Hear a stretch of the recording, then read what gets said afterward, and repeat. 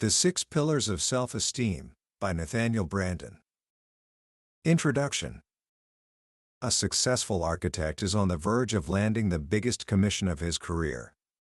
This single project will lift him to a level of fame and success he has only dreamed of. The contracts are ready, the clients are thrilled. This is the moment.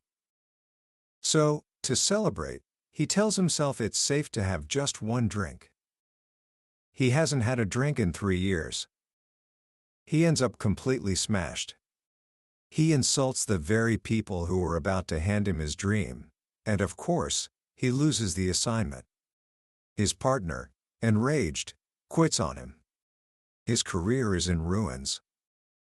Later, devastated but strangely calm, he confesses, "I was back in safe territory again, struggling to rise but not yet breaking through. I'm comfortable there." Why? Why would someone with so much talent, on the brink of everything they ever wanted, light a match and burn it all to the ground? It's a question that haunts so many of us. We see it in our own lives, in the lives of people we love. That friend who always falls for the wrong person, proving over and over that their destiny is to be hurt. The brilliant colleague who panics after a promotion and unconsciously starts sabotaging their own work until they're fired. The person who finds true happiness, only to feel a wave of anxiety and a deep, nagging voice that whispers, "This isn't for you. It'll never last." These aren't just random acts of bad luck. They are the symptoms of a hidden force, an invisible script that runs our lives, dictating what we believe we are worthy of, what we are capable of, and what level of happiness we are allowed to experience. This invisible force has a name: self-esteem. And for nearly half a century, one man dedicated his life to understanding it, not as some vague, feel-good idea, but as the single most important psychological factor in human life. His name was Nathaniel Branden, and his masterwork, The Six Pillars of Self-Esteem, is more than a book. It's a blueprint for the human spirit. It's a guide to understanding the very foundation upon which we build our lives, our careers, and our relationships.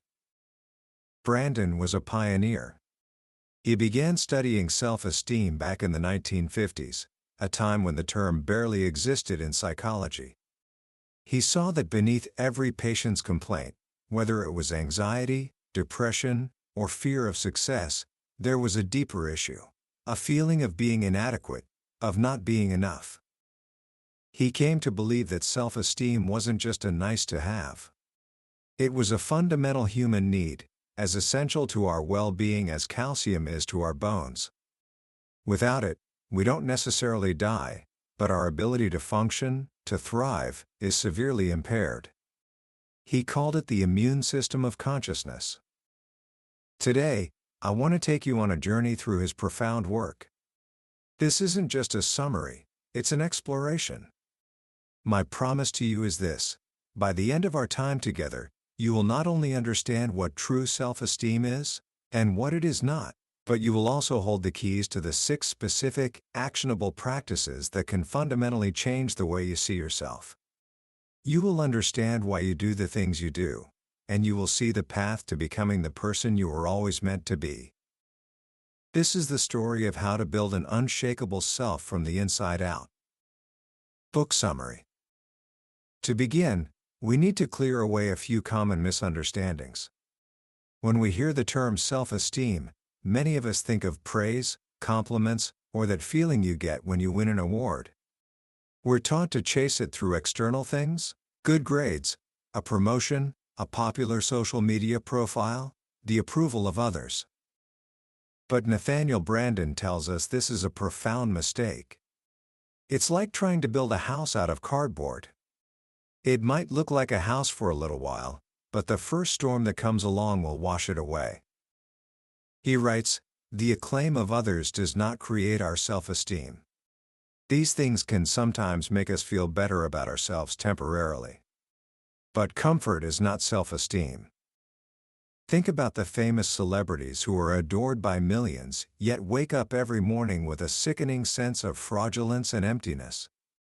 Their outer world is filled with success, but their inner world is a wasteland. They have what Branden calls pseudo-self-esteem, the illusion of worth without the reality. They've spent their lives pursuing self-esteem through means that cannot and will not work, like trying to buy food with counterfeit money.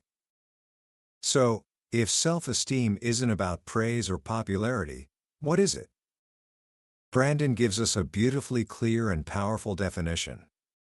He says that true, authentic self-esteem is made of two essential components. Think of them as the twin pillars that hold up the entire structure of your inner world. The first pillar is self-efficacy. This is a big word for a simple idea. It's your confidence in your ability to think, to learn, to cope with the basic challenges of life. It's not the belief that you'll never make a mistake. It's the deep-seated trust that you can learn from your mistakes. It's not the certainty that you can master any challenge, but the conviction that you are capable of learning what you need to learn to face those challenges.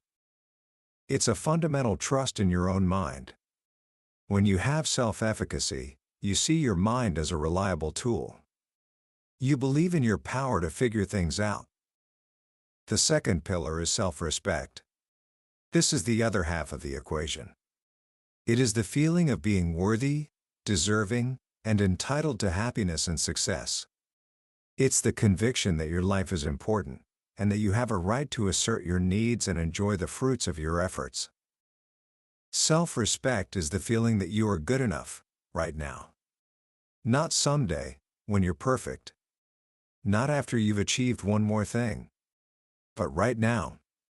It is the belief that joy is your natural birthright. Put them together, and you get Branden's formal definition. Self-esteem is the disposition to experience oneself as competent to cope with the basic challenges of life and as worthy of happiness. It's the unshakable inner conviction that you are appropriate to life. The feeling that you belong on this earth. Now, here is where it gets incredibly powerful. This conviction isn't just a passive feeling. It is a motivator. It inspires your behavior, and your behavior, in turn, reinforces your conviction. It's a continuous feedback loop. If you have high self-esteem, you trust your mind, so you're more likely to use it. You bring more awareness to your actions, your life works better, and this reinforces your trust in your mind. If you face a difficult problem, you're more likely to persist, which means you're more likely to succeed, which further strengthens your belief in your competence. But the loop works in the other direction too. If you have low self-esteem, you distrust your mind. You operate on mental autopilot, bringing less awareness to your tasks. When your actions lead to disappointing results, you feel justified in distrusting your mind, and the downward spiral continues. This is why Branden says, in one of the most chilling and liberating sentences you will ever read, self-concept is destiny. What you believe about yourself, deep down, tends to become your reality. Your self-concept creates a set of unspoken expectations about what is possible and appropriate for you, and these expectations generate the actions that turn them into realities. Think about relationships. Branden points out a fascinating principle. We tend to feel most comfortable, most at home, with people whose level of self-esteem resembles our own. High self-esteem is drawn to high self-esteem. Low self-esteem seeks low self-esteem. As he puts it, the union of two abysses does not produce a height. There is no greater barrier to romantic happiness than the fear that you are undeserving of love. If you don't feel lovable, it's incredibly difficult to believe that someone else genuinely loves you. Their affection feels confusing, unreal, and temporary. Your deep-seated belief that you are unworthy will find a way to prove itself right. This leads to the famous Groucho Marx joke that he would never join a club that would have him as a member. For some people with low self-esteem, this is exactly how they operate their love life. If you love me, you must not be good enough for me. Only someone who rejects me is worthy of my devotion. This is the engine of self-sabotage. If your internal knowledge says you are doomed to be unhappy, you will behave in ways to make reality conform to that knowledge. You will pick a partner who is guaranteed to abandon you. Or, if you happen to find someone with whom happiness is possible, the joy itself will trigger anxiety. It doesn't fit your life script. So you'll start demanding excessive reassurances, or become irrationally possessive, or find ways to reject your partner before they can reject you. You subconsciously choose being right about your tragic view of life over the opportunity to be happy. And this isn't just true in love, it's true in our careers as well. Branden tells the story of a man who gets a promotion and is immediately swallowed by panic. "I'm an imposter. I don't belong here," he tells himself. Feeling doomed from the start, he unconsciously begins to fail. He comes to meetings unprepared, he ignores signals of dissatisfaction from his boss, until predictably, he's fired. And what does he tell himself? "I knew it was too good to be true." It's a strange kind of comfort. If you die by your own hand, at least you are still in control. You spare yourself the anxiety of waiting for destruction from some unknown source. This internal script can tick silently for years. An individual, driven by a genuine passion for success, might rise higher and higher. Then, at the very peak of their success, when everything is going right, they do something to blow it all up. They commit a moral or legal offense, as if challenging the fates to bring them down. Only at the end, when their career lies in ruins, do we see that they were unconsciously moving toward this final act all along. Think about the executive who, on the verge of a major promotion, suddenly comes on to his boss's wife at an office party, stupidly and clumsily. He doesn't get the promotion, but his anxiety goes away. He's back in familiar, safe territory. This is what Branden calls success anxiety. It's the dread and disorientation that people with poor self-esteem feel when life goes well in a way that conflicts with their deepest view of themselves. So, if self-esteem is this powerful, if it's the very engine of our lives, where does it come from? If it's not from praise or success, how do we build it? This brings us to the heart of Nathaniel Branden's work. He tells us that self-esteem is not a gift. It is an achievement. It is not something you have, it is something you do. It is a consequence, a product of internally generated practices. And this is where we meet the 6 pillars. These are not abstract theories. They are actions. They are disciplines. They are choices that confront us every hour of our existence. Branden identified 6 practices that are absolutely crucial for building and sustaining healthy self-esteem. He calls them the 6 pillars because without them, the entire structure of our self-worth collapses. The first, and most fundamental, of these pillars is the practice of living consciously. In almost every great spiritual tradition, there's an idea that most of us are sleepwalking through our lives. Enlightenment is about waking up. This is the essence of living consciously. It is the choice to be aware, to seek truth, to focus our minds rather than drifting in a mental fog. Our mind is our basic tool of survival. To betray it is to wound our self-esteem at its root. And what does this betrayal look like in everyday life? It's the person who knows they're living beyond their means, but avoids looking at their bank statements. It's the spouse who sees the signs of trouble in their marriage, but tells themselves, maybe it will just resolve itself somehow. It's the employee who knows they're not giving their best at their job, but quickly pushes the thought away because it's uncomfortable. Every day, we make thousands of small choices: to think or not to think, to face reality or to evade it. We rarely remember these individual choices, but deep in our psyche, they are added up. And the sum of those choices is the reputation we acquire with ourselves. That reputation is our self-esteem. Living consciously is more than just seeing and knowing, it's acting on what you see and know. If you realize you've been unfair to a friend and need to apologize, but you procrastinate because admitting a mistake is uncomfortable, you are betraying your own consciousness. Your mind is invalidating itself. Branden shares a deeply personal story about this. When he was 22, he was preparing to get married. He saw many signs that it was a mistake, conflicts, incompatible values, a sense that they weren't truly right for each other. But he was driven by a desperate need to have someone in his life, by sexual attraction, and by a naive belief that marriage would magically solve their problems. He didn't examine the feelings driving him toward marriage, nor did he confront the feelings signaling danger. He avoided awareness. And he says that because of what he chose not to do, his self-esteem suffered a subtle wound, though it would be years before he fully understood why. To live consciously is to be responsible toward reality.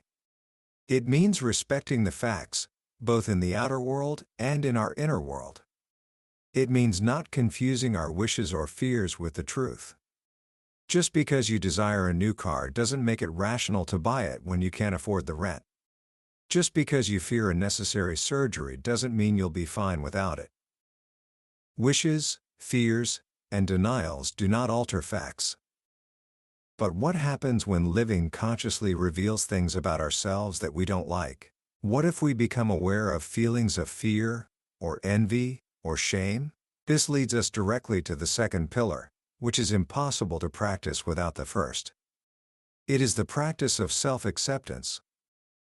Self-acceptance, Branden tells us, is the refusal to be in an adversarial relationship with yourself. It is the choice to be on your own side. He explains this pillar on 3 levels.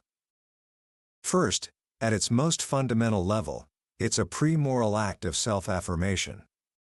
It's the choice to value yourself, to stand up for your right to exist, simply because you are alive and conscious. It's the voice of the life force within you that, even from the depths of despair, can make you pick up the phone and call for help. Second, self-acceptance is the willingness to experience, without denial or evasion, that you think what you think, feel what you feel, and have done what you have done. It is the refusal to treat any part of yourself as alien, as not me. If you are feeling angry, or scared, or insecure, you don't deny it, rationalize it, or condemn yourself for it. You simply allow yourself to experience it. I am feeling what I am feeling, and I accept the reality of my experience. And this is absolutely critical. Acceptance does not mean liking, enjoying, or condoning. You can accept that you are feeling lazy today, and then go to work anyway. You can accept that you made a mistake, and then be determined to learn from it and do better in the future. In fact, self-acceptance is the precondition of change and growth. You cannot learn from a mistake you refuse to accept you made. You cannot change a trait you insist you do not have. Denial leaves you stuck. The third level of self-acceptance is compassion. It's about being a friend to yourself. Suppose you've done something you're ashamed of. Self-acceptance doesn't say it was right. But it inquires into the context. It wants to understand why.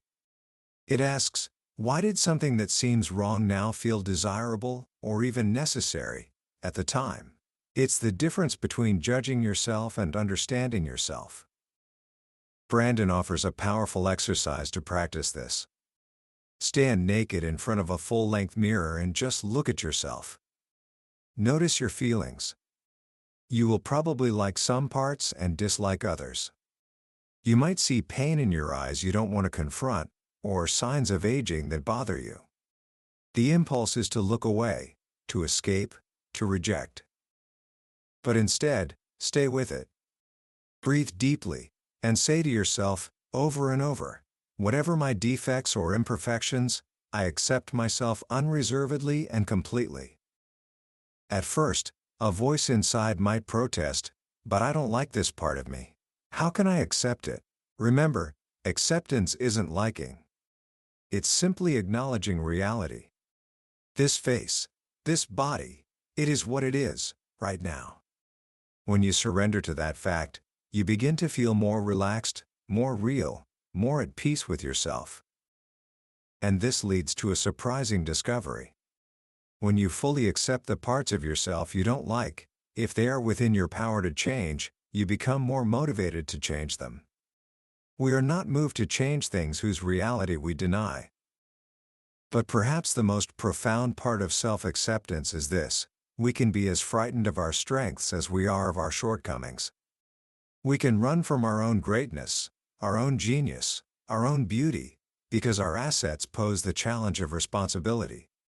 Branden calls the denial of our positives the greatest crime we commit against ourselves. A fully realized self-acceptance doesn't just embrace the worst within us, it also embraces the best. Once you have begun the practice of accepting who and what you are ready for the third pillar, which is the natural consequence of the first two. It is the practice of self-responsibility. To feel competent and worthy, you need to experience a sense of control over your existence. This requires taking responsibility for your life and well-being. At its core, this practice is the realization of a simple, terrifying, and liberating truth: no one is coming. No one is coming to save you. No one is coming to make your life right. No one is coming to solve your problems. No one is coming to make you happy. The dream of a rescuer is a comforting fantasy, but it leaves you passive and powerless. To practice self-responsibility is to accept that. I am responsible for the achievement of my desires. I am responsible for my choices and actions. I am responsible for the level of consciousness I bring to my work and my relationships. I am responsible for my personal happiness. And, ultimately, I am responsible for raising my own self-esteem. This doesn't mean you are to blame for everything that happens to you. If there's an economic depression and you lose your job, you are not responsible for the depression. You are responsible for how you choose to respond to it. What actions are possible for you? What can you do to improve your situation? Self-responsibility means having an active orientation to life, not a passive one. It's the difference between asking, "Who can I blame?" and asking, "What can I do?" A person who avoids responsibility might say, "She drives me crazy," or "He pushes my buttons." A person who practices responsibility understands that no one else is in charge of their feelings or actions. They own their behavior. Taking responsibility for your own happiness is one of the most empowering steps you can ever take. Before you do it, you might imagine it will be a heavy burden. But what you discover is that it sets you free. It places your life back in your own hands. This active orientation naturally leads to the fourth pillar, the practice of self-assertiveness. To be self-assertive means honoring your wants, needs, and values, and seeking appropriate forms of their expression in reality. It is the willingness to stand up for yourself, to be who you are openly, and to treat yourself with respect in all human encounters. Let me be very clear about what this is not. It is not belligerence, or aggressiveness, or knocking other people over to get to the front of the line. It's about authenticity. It's the refusal to fake your person to be liked. The first and most basic act of self-assertion is the assertion of your consciousness. To choose to see, to think, to ask questions, to challenge authority, this is the root of self-assertion. To think for yourself is the ultimate act of standing up for yourself. But it doesn't end there. To hold values is not yet self-assertion. To live by them and pursue them in the world is. A dream you never act on is not an assertion of self, it's an escape from it. Branden tells a powerful story about this. He once asked a graduate class if they believed they had a right to exist. Every hand went up. Then he asked for a volunteer to come to the front of the room and simply say, "I have a right to exist." One young man came up and declared it belligerently, as if preparing for a fight. A young woman said it with a pleading voice, as if begging to be forgiven. Another sounded arrogant and phony. None of them were believable. Then, Branden asked one of them to say, 2 and 2 make 4. He said it with complete ease and conviction. But when he tried to say, I have a right to exist, he became tense and unconvincing. The class understood. Asserting a simple fact was easy.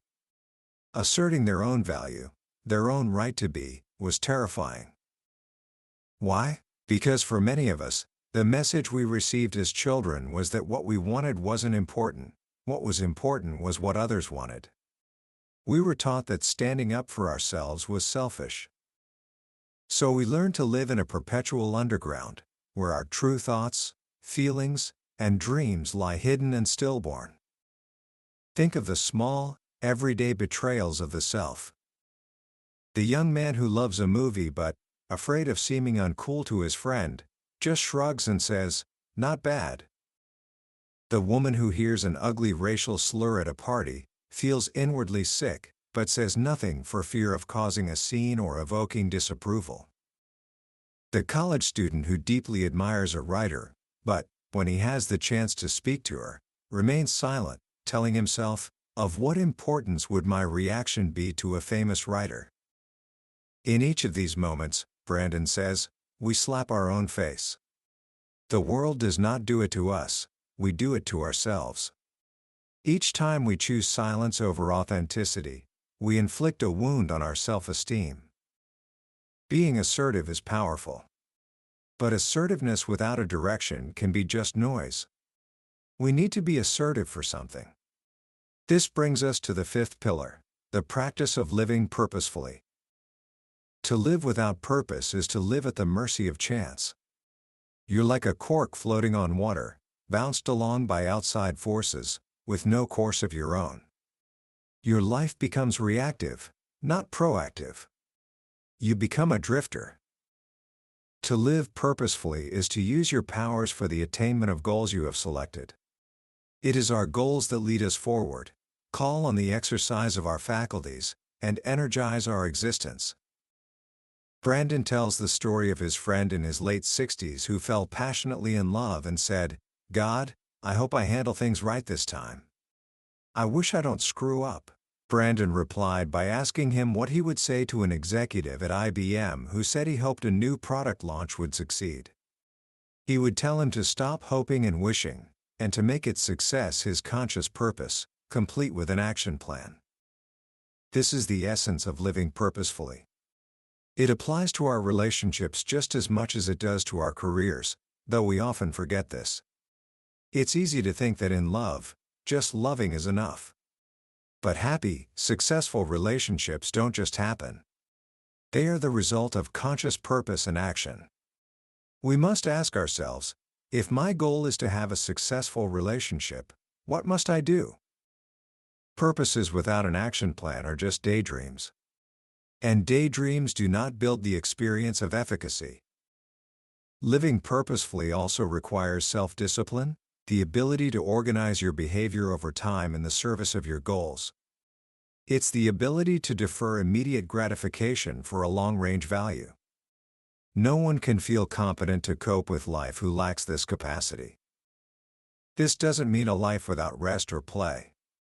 It just means that such activities are chosen consciously, as part of a balanced and intentional life, rather than as an escape from a life without direction. So you have your purpose, you have your action plan.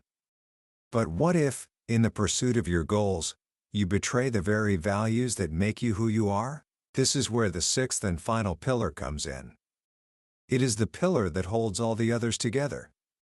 It is the practice of personal integrity. Integrity is congruence. It's when your behavior matches your professed values. It's when your ideals and your practice are aligned. It is walking your talk. When we behave in ways that conflict with our own judgment of what is right, we lose face in our own eyes. We respect ourselves less. And if this becomes a habit, we cease to trust ourselves at all. To understand why this is so devastating to self-esteem, consider what a lapse of integrity really is. When you act against your own expressed values, you are acting against your judgment. You are betraying your own mind. Hypocrisy, by its very nature, is your mind rejecting itself. It is an act of self-invalidation. And this is a wound that no one else can inflict on you, and that no one else can heal for you. One of the great self-deceptions is to tell yourself, only I will know. Only I will know I lied to a client. Only I will know I broke a promise. Only I will know I have no intention of honoring my commitment. The terrifying implication of this thought is that your own judgment doesn't matter. Only the judgment of others counts. But when it comes to self-esteem, you have more to fear from your own judgment than from anyone else's. In the inner courtroom of your mind, yours is the only judgment that counts. You are the one judge from whom there is no escape. Most of the issues of integrity we face are not big, dramatic moral crises. They are the small choices of everyday life. Do I pad my expense account? Do I laugh at a vulgar joke I find offensive? Do I keep the promises I made to my family? Do I pretend to agree with an opinion I don't share, just to be popular? The accumulated weight of these small choices has an enormous impact on our sense of self. People vastly underestimate the self-esteem cost of these small acts of hypocrisy and dishonesty. They think at worst it's a little discomfort. But Branden warns us, it is the spirit itself that is contaminated. So these are the 6 pillars. The practice of living consciously. The practice of self-acceptance. The practice of self-responsibility. The practice of self-assertiveness. The practice of living purposefully. The practice of personal integrity. Branden makes a crucial point about all of them. To practice them, don't you need to already have self-esteem? This seems like a paradox. He answers this with what he calls the principle of reciprocal causation. The behaviors that generate good self-esteem are also the expressions of good self-esteem. It's a virtuous cycle. The more you live consciously, the more you trust your mind, and the more you trust your mind, the more natural it feels to live consciously. The more you live with integrity, the more you enjoy good self-esteem, and the more you enjoy good self-esteem, the more natural it feels to live with integrity. Think of it like physical exercise. When you're in poor shape, exercise is hard. But as you get stronger, it becomes easier and more enjoyable. You begin where you are, and you build from there. You don't have to be perfect. Small improvements make a big difference. But practicing these pillars is not always easy. Sometimes it requires facing fear, confronting pain, or standing alone in loyalty to your own judgment. It requires effort. It requires struggle. It requires courage.